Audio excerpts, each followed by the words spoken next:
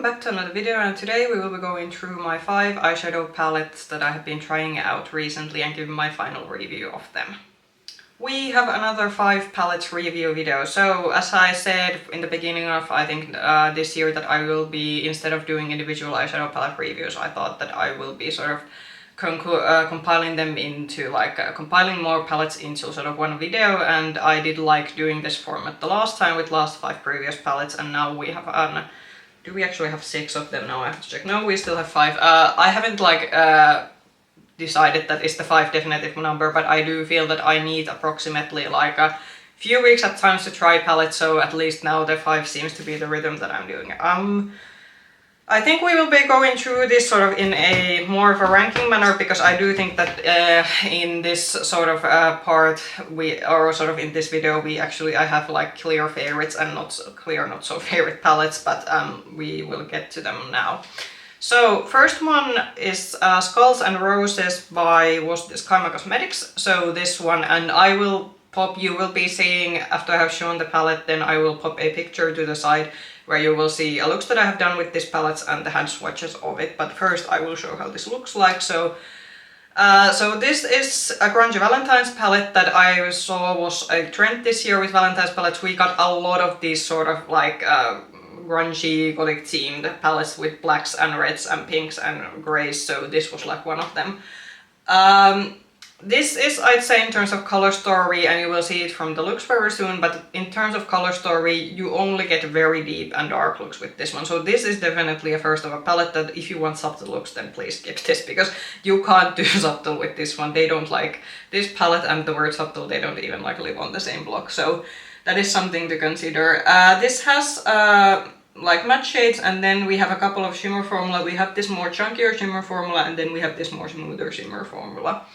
And now I actually have to check that, did I just mess my lip color? No, we are still going good.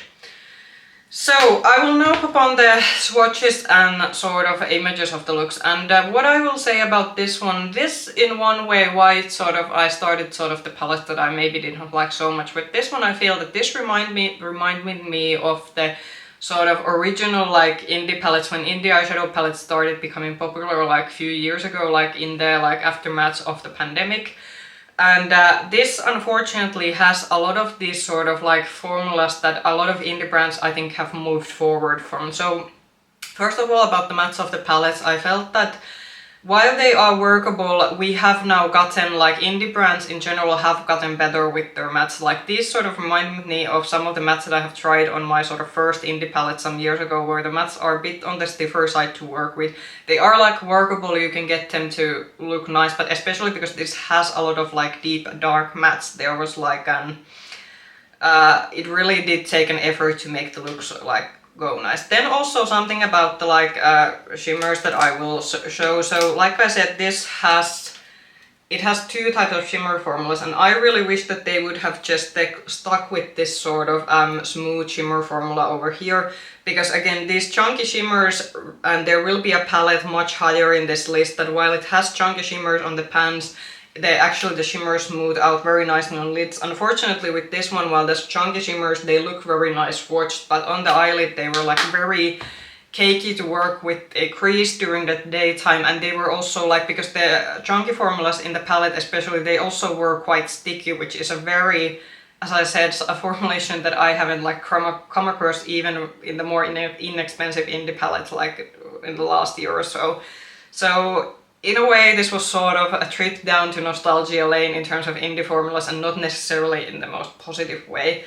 Like if you want to try the brand, this is not unworkable. I said, I think if they would have stuck with, and especially if you stick with the sort of smoother formulas that the palette has, then you will get like they are quite easy to work with, but just don't. I'd say that this is a good start for the brand, but I do hope that they will keep refining and developing their formula like further.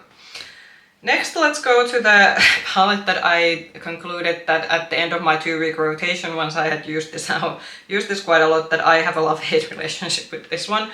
So this is the Danessa Myricks Groundwork's Blooming Romance palette, and I will now So this is essentially a multi-use palette. So this has cream formula, which is the big pan always, and then there is the sort of like a small pan, which is the powder.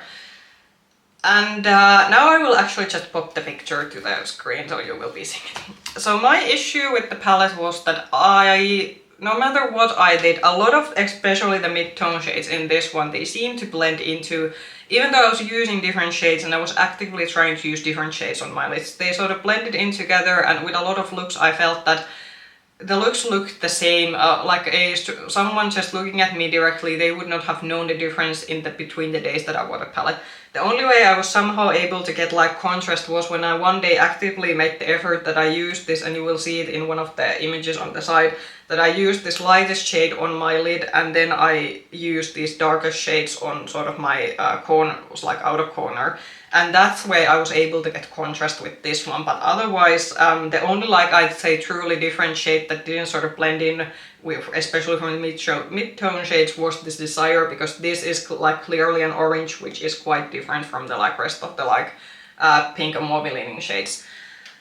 I will say that in terms of like multi-use palettes, like something I was very positively surprised with, even with my oily leaning lids, I didn't feel that the cream pomade shades creased on my lid. I was able to use both the pomades and the powders on my eyelids, and I especially on the last week of testing, I also took out my Gloss God Scowl on the Mars palette, which is an all shimmer palette, and it did work quite nicely as a companion palette to that one. So if you're especially someone who has a lot of all pinkish all shimmer palettes, this could be a good companion palette.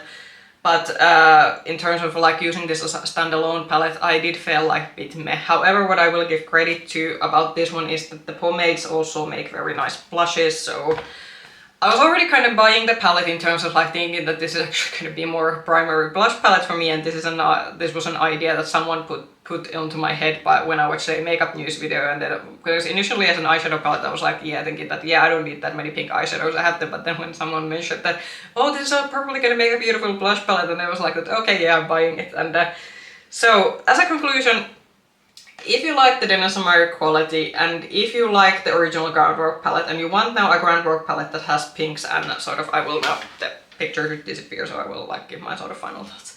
Like, if you like this formula, then yes, I would recommend it. Is worth the price, and especially if you're also able to use these like darker pomades as a brow shades, then you truly have like a multi-use palette for your eyes, for your brows, and for your cheeks. But just that if you're trying to get a lot of contrast to your looks, then this isn't like the best kind of palette. And as I said, unfortunately, a lot of these mid-tone shades, they kind of look similar once you blend them into your eyes. So I will be keeping this. I spent so much money on it. I did get a bit of a discount code because BeautyBay had a discount code, but this isn't also this isn't as revolutionary as perhaps some people have made with the Groundwork 1 palette, saying that it has like changed their life. So this won't change your life, but it is very pretty. Now let's get to the Glamlite palette. So I have now tried Glamlite first time during the past month. I have had two palettes in my testing. One I bought from Monolith Shop on their launch, and another I bought from Bougie Shop, which is a Dutch retailer, so another European outlet that sells the brand. First one, let's get to the sort of one that I was perhaps in the like first one that I tested, but is not like as good as the other palette that I want to show. So this is the Chucky palette. This was on discount on BeautyBay because I do think that this might have not been selling so well. I can kind of understand, because you can kind of see this is a very dark and grungy palette. We are continuing with the grungy Valentine's theme. I'd say from a Glamlite like formula base, like if you're looking for an indie brand, because Glamlite especially, their prices are very good. Like they aren't like super expensive. You aren't getting these super shifty like multichromes in their palettes, but you are getting some beautiful shimmers, especially with the next palette that I will show after this one. But you do get quite nice shimmers, and the mattes are, I think the matte formula, especially with this one, is something that pleases a lot of people. I'm the kind of person, and now you will see the looks on swatches, I'm the kind of person who does like my matte formulas to have like bang pigment right at the go. However, I also want my matte formulas to blend. The Glamlite formula is on the buildable side, but what I did like working with it one, that it gives an option to a person that if you're looking for sort of these more colorful shades, so it gives an option to more of a sheer look, but it then does actually build quite well. And in most cases I felt that the matte formula also blended really well. what kind of like pushed this down sort of in this particular video, and why sort of, as I said, this video, these are sort of in my favorite order because I could make like clear distinctions. The only like very shiny shimmer is this one, so this is the one I play, and then this Chucky and Tiff Forever shade. Otherwise, the other shimmers are quite muted. I also did feel that with this one there was that some of the shades were like, this has like 3 blacks in it, and we didn't need 3 blacks in one palette. Also, I felt that the play pace and then this I like to be hot shade, even though they have different undertones on the pan, they kind of look identical. So I think what like draw this palette down for me is that it has quite a lot of repetition within it, but nevertheless I do think that in terms of like formula and if you like your crunchy dark looks, then this could be like a very good palette for you to sort of buy and try out if you want to like try out the sort of Glamlite formula. Then the Glamlite palette that I actually did like much more and which I'm more impressed with, so this is the Betty Boop palette, and while in the Chucky palette I said that I didn't, the shimmers were a bit muted, this I think that they, like this has come after the Chucky palette. This is actually still I think relatively new palette in Glamlite's collection. They have now come out with the Kiss, the band collection, but this is like their second used palette still, and with this one they definitely did something to the shimmers. Like all the shimmers in this one are super sparkly, like with this one, and this was still very reasonably priced. I think this was like 35 or 36 euros from Bougie Shops, so it was under 40 euros, and I felt that the shimmers were very beautiful, for example, and also I think, for example, this XOXO shade here, this has a bit of a duochrome shift to it, nothing like super shifty, but still.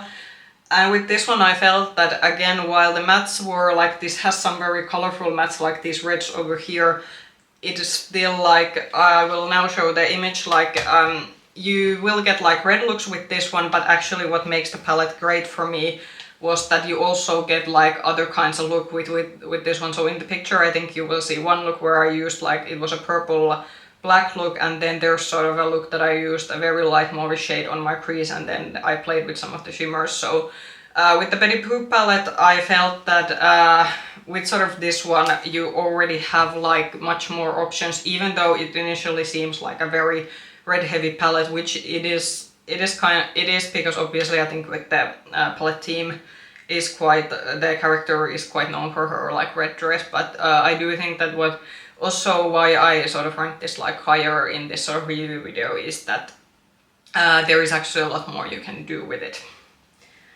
And I think now for the last one, and I think that if you have seen my channel you're probably wondering where this has been, so this is the Cold Moon palette by, oh no, I forgot the Ensley Rain, yeah. So, you know, with Ensley Rain I tried the Harvest Moon palette last year. I made the conclusion that the formula is, I think, quite nice. And this is even better than the Harvest Moon, so I'm gonna say that unless something very like, we are still of course not even the summer, a lot of palettes will come out, I will surely buy more palettes this year, but if this isn't my #1 palette at the end of this year, then something truly extraordinary has to come out. Like this is I think my like, I think in the year the Huda Beauty Rose Quartz palette came out, that was like it palette for that year. Like I had like trouble like putting that palette down. I wasn't making YouTube videos back then, but I had like really like, that was the so special palette. It was a time when like multichromes and shifty shades were not yet a thing, but Huda had a couple of those dimensional shades, and I like had difficulties. So this is like the Rose Quartz, but this has like steroids and it's like upgraded like 10 times. When I mentioned with the Skullz and Roses palette about the chunky formula, like for example this one has chunky formulas. It has the shade Aurora, there's the Snowdrop, but the difference, and what I said that why I think indie palettes have come so far is, and especially Ensley Rain,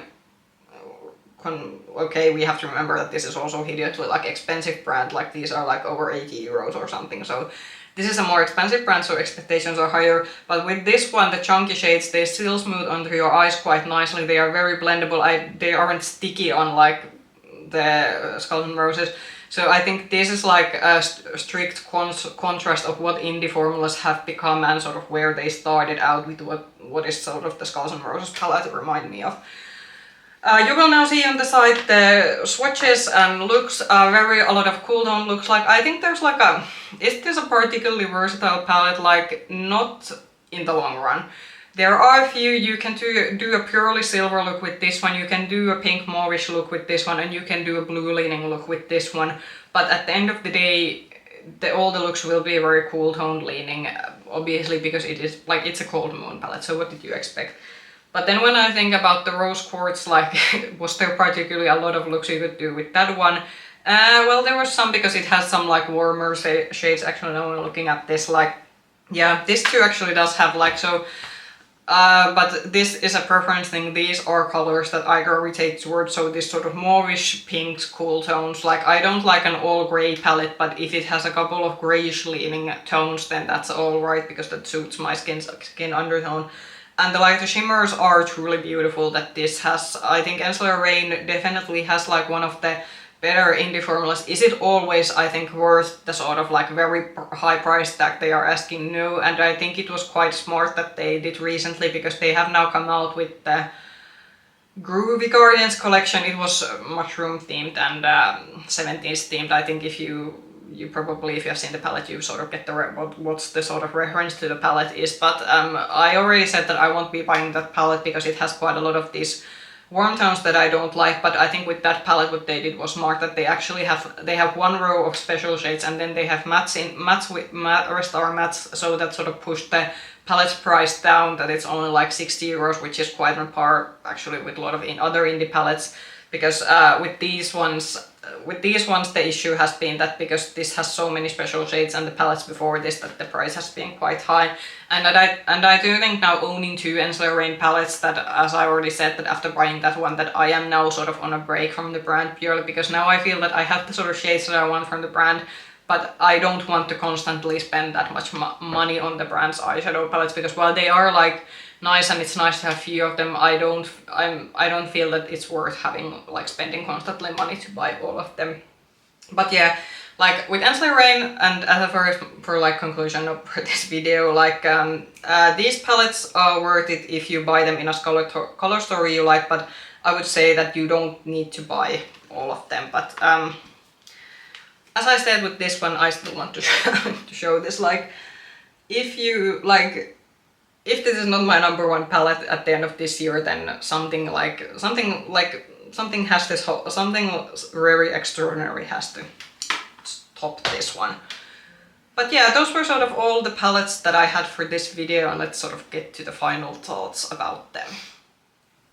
That was quite of an, I'd say, interesting sort of a month and a half worth of palettes. I do say that, like, based on this review, I would say that if we exclude the Skulls and Roses palette, I do say that all the other palettes are palettes that I'm excited to also use in the future. I think with the Skulls and Roses, I will keep it in my collection for some time, give it sort of another chance that I have been doing to a lot of palettes that I have felt initially that haven't been like good. But if I still feel that the formulas are just like, because there are like so many other great formulas with the higher end brand, with some of the drugstore palettes I have in my collection, and especially amongst the indie palettes that I have, because most of my palettes are indie palettes, then it's not like worth keeping, because as I said, unfortunately I think with that one it was obvious that the formula isn't just sort of like, I really want to like encourage the sort of brand and the brand owner to keep like refining her formulas, because obviously I think the brand owner has a very good eye for color stories and sort of very good eye for different kind of palette themes. It's just that the formula needs a bit of work to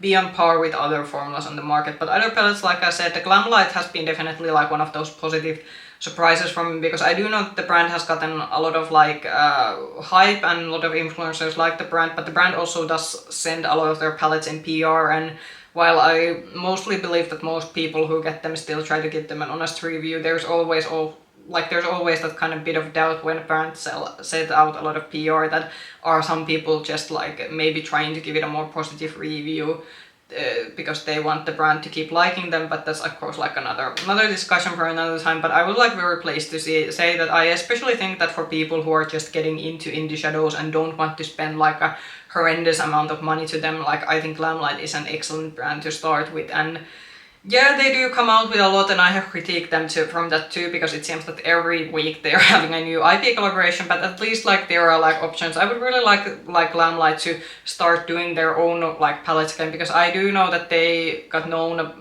like what they were known for were their like burger themed palettes and food themed palettes. And while I do think that maybe the food theme we have now moved past that, but I think because with the formulas Glamlite have, they could really like do an excellent like just standalone palettes and like other products.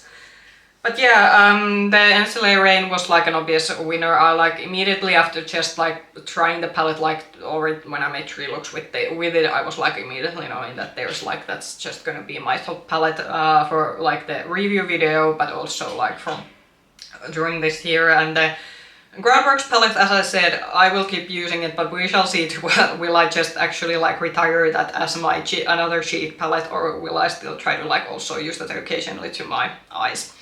But anyway, I would very much like to know, you can comment below that if you have been trying out any of these palettes lately, how did you like them, or has there been like any other cool palettes that you've been trying out lately?